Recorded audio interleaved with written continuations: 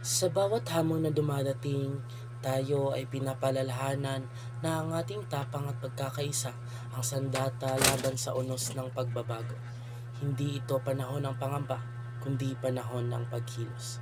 Magandang umaga sa inyong lahat.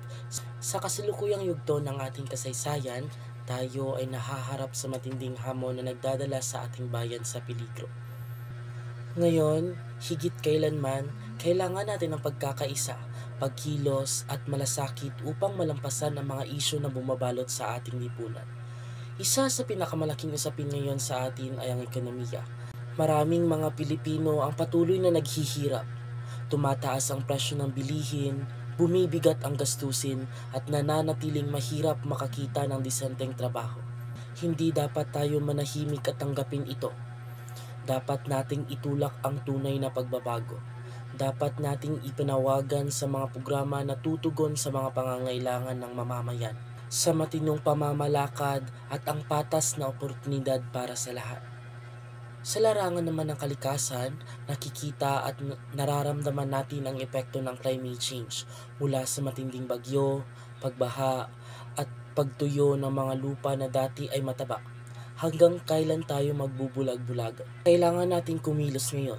Pangalagaan natin ang ating likas na yaman. Suportahan natin ang mga hakbang sa kalikasan at itaguyod natin ang mas mahigpit na batas laban sa iligal na pagkalbo ng kagubatan. Hustisya, isa sa pinakamalaking usapin sa ating bansa. Bakit tila mas may timbang ang pera kaysa sa katotohanan? Hindi dapat ganito. Ang batas ay para dapat sa lahat, hindi para sa may mga kapangyarihan. Bilang mamamayan, tungkulin nating ito'y paglaban at siguraduhin ito'y gumagana ng patas at tapat. Mga kababayan, ang pagbabago ay hindi hinihintay. Ito'y nililika.